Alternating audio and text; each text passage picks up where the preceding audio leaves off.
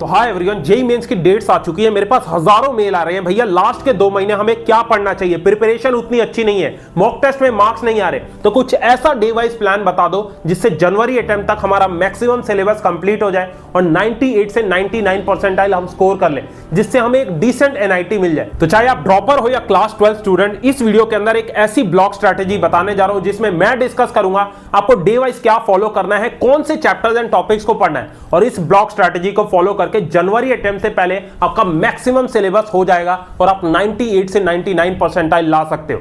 और ये कोई रैंडम वीडियो नहीं है, ये सेम ब्लॉक स्ट्रैटेजी बड़ी बड़ी कोचिंग इंस्टीट्यूट्स में बच्चे फॉलो करते हैं और आज तक लाखों बच्चों का सिलेक्शन हुआ है। तो एज अ बड़ा भाई रिक्वेस्ट कर रहा हूं, अगर प्रिपरेशन अच्छी नहीं है, वीडियो को बिना स्किप करे बिल्कुल सीरियस होकर देखना और फॉलो करना। तो फुल कॉन्फिडेंस के साथ कमेंट सेक्शन में वीडियो पॉज करके लिखो, भैया I will score 99 percentile in JEE mains January attempt. और यार वीडियो स्टार्ट करने से पहले एक छोटा सा रिक्वेस्ट है, इन वीडियोस को बनाने में मेरी और मेरी टीम की बहुत ज्यादा मेहनत लगती है, तो प्लीज चैनल को सब्सक्राइब कर लो, बिकॉज ये चैनल जेईई एडवांस 2026 तक आपकी सबसे ज्यादा हेल्प करे।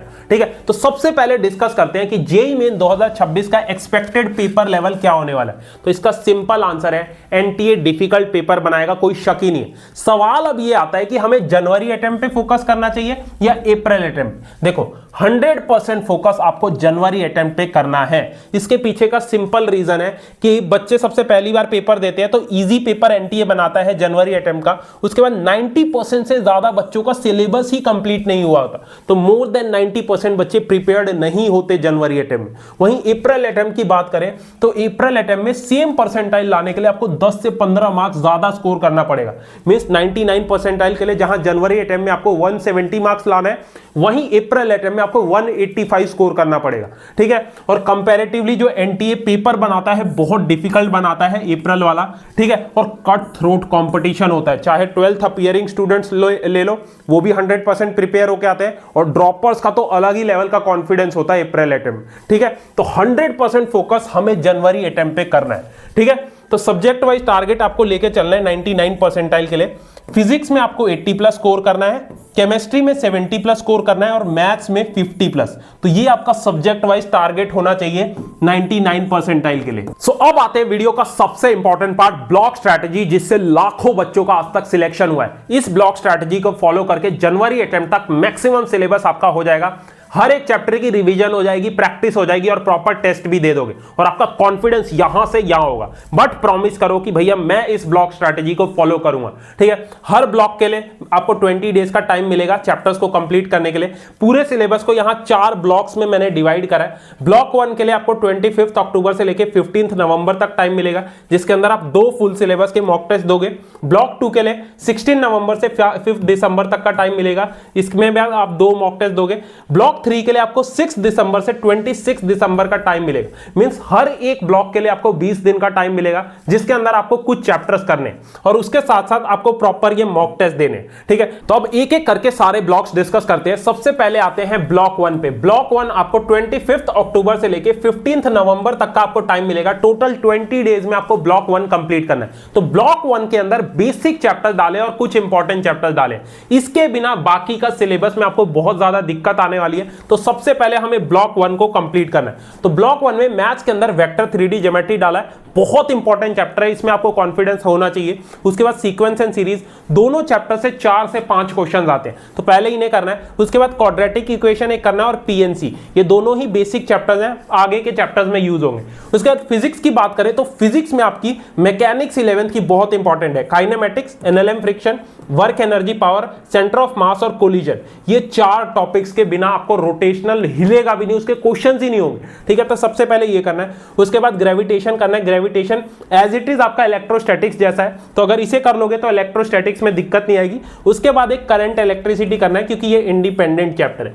उसके बाद केमिस्ट्री के अंदर सारे बेसिक इंपॉर्टेंट चैप्टर्स है, इनके बिना ना आपको फिजिकल आएगी, ना इनऑर्गेनिक आएगी, ना आपसे ऑर्गेनिक होने वाली। ठीक है, तो ऑर्गेनिक में आपको जीओसी आइसोमेरिज्म एक करना है। उसके बाद alcohol phenol ether, GOC isomerism तो आपका इस लेवल पे स्ट्रांग होना चाहिए कि मतलब कैसा भी क्वेश्चन आए आपके सामने आप कर दो। ठीक है, सारे चैप्टर जीओसी आइसोमेरिज्म के ऊपर डिपेंड करते हैं। उसके बाद फिजिकल में आपको some basic concepts of chemistry करना है, जिसके अंदर मोल कंसेप्ट बहुत इंपॉर्टेंट है, पूरी फिजिकल में यूज होता है। उसके बाद इक्विलिब्रियम और एक केमिकल बॉन्डिंग। तो सबसे पहले आपको ब्लॉक 1 कंप्लीट करना है 15 नवंबर तक। सो अब आते हैं ब्लॉक 2 पे। ब्लॉक 2 को मैंने रेड से मार्क करा है, क्योंकि इसको अगर आप कर लोगे ना, आपको कॉन्फिडेंस आ जाएगा जेई के सिलेबस को लेके, क्योंकि इसमें सारे मोस्ट इंपॉर्टेंट चैप्टर्स डाले। ठीक है, तो इसको आपको 16 नवंबर से लेके 5 दिसंबर तक कंप्लीट करना है ब्लॉक 2 को। तो मैथ्स के अंदर एक मैट्रिसेस डिटरमिनेंट, सेट्स रिलेशन और फंक्शन, और एक लिमिट्स कंटिन्यूटी डिफरेंशिएबिलिटी, ये 3 चैप्टर्स डाले।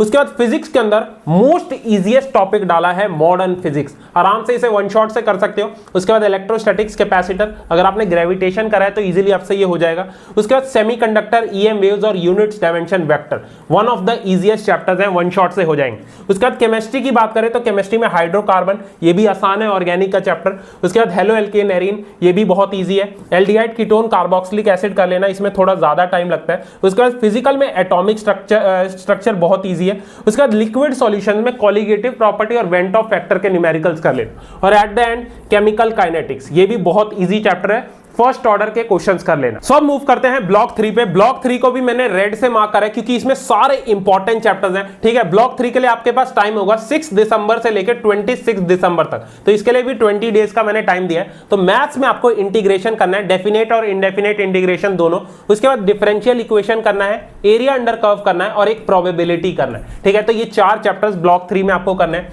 फिजिक्स की बात करें तो मूविंग चार्जेस और मैग्नेटिक इफेक्ट ऑफ करंट करना है, एसी एंड ईएमआई करना है, रे and wave optics, one of the most important chapter. 4 question आपको इससे मिलेंगे रे एंड वेव ऑप्टिक्स से। उसके बाद केटीजी थर्मोडायनेमिक्स, ये भी बहुत इंपॉर्टेंट चैप्टर है। उसके बाद केमिस्ट्री की बात करें तो एक बायोमोलिक्यूल्स है, इजी चैप्टर है ऑर्गेनिक का। इलेक्ट्रोकेमिस्ट्री बहुत इंपॉर्टेंट चैप्टर है, नर्स्ट इक्वेशन के न्यूमेरिकल्स इससे कर लेना। और coordination compound, one of the most important chapter in organic का। तो इन 2 चैप्टर्स पे थोड़ा ज्यादा फोकस करना। ठीक है, और eight the and D and F block. तो ब्लॉक 3 में आपको ये चैप्टर्स करने हैं। इसके साथ साथ देखो एग्जाम का टाइम पास आ जाएगा, तो इसके साथ आपको 4 फुल सिलेबस के मॉक टेस्ट पक्का देने। मॉक टेस्ट देना बहुत ही ज्यादा जरूरी है। बाकी हर एक चैप्टर करने के साथ साथ हर चैप्टर के आपको पीवाईक्यू लास्ट 3 से 5 साल के आपको पक्का करने। और पीवाईक्यूज के लिए हमेशा मैं आपको एक बुक रिकमेंड करता हूं, ये एमटीजी की 48+24 JEE mains advance PYQ book आती है। ये बुक मैं इसलिए रिकमेंड करता हूं क्योंकि पर्सनली फिजिक्स और केमिस्ट्री के लिए मैंने सॉल्व की है। इस बुक के अंदर chapter wise, topic wise most important question है और हर एक क्वेश्चन का डिटेल में सॉल्यूशन प्लस एनालिसिस दे रखी है। तो जब भी आपका कोई चैप्टर कंप्लीट हो, इस बुक को लेके ना इसे लास्ट 3 साल के पीवाईक्यूज प्रैक्टिस कर लेना, आपको उस चैप्टर में कॉन्फिडेंस आ जाएगा और आपका टाइम वेस्ट नहीं होगा, क्योंकि इसके अंदर सारे मोस्ट इंपॉर्टेंट क्वेश्चंस बस दिए। ठीक है, इस बुक का लिंक मैं डिस्क्रिप्शन बॉक्स में डाल दूंगा। पीवाईक्यूज अभी से करना स्टार्ट कर दो। So at the end block 4 discuss करने से पहले एक चीज बता दूं, जिस बच्चे ने ब्लॉक 1, 2 और 3 अच्छे से कर लिया वो आराम से 99 परसेंटाइल जेईई मेंस 2026 में ला सकता है।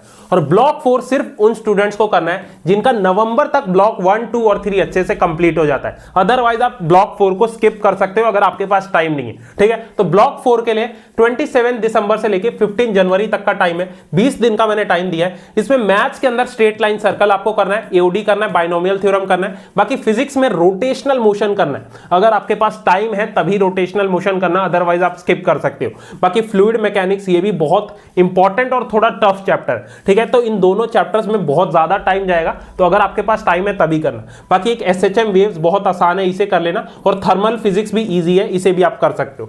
बाकी केमिस्ट्री की बात करें तो केमिस्ट्री में ऑर्गेनिक में एक अमाइंस करना है, सॉल्ट एनालिसिस कर लेना, एक क्वेश्चन इससे आता है। थर्मोडायनेमिक्स कर लेना, रिडॉक्स कर लेना और पी ब्लॉक पढ़ लेना अच्छे से एनसीईआरटी। ठीक है, और लास्ट के जो 20 दिन का टाइम होगा ना, उसमें आपको 5 मॉक टेस्ट देने। मॉक टेस्ट देना बहुत ही ज्यादा जरूरी है। मॉक टेस्ट देने से एक तो एक्यूरेसी बिल्ड होती है, कम टाइम में ज्यादा क्वेश्चंस आप करते हो, आपको आपकी मिस्टेक्स पता लगती है और कॉन्फिडेंस भी आता है मॉक टेस्ट देने।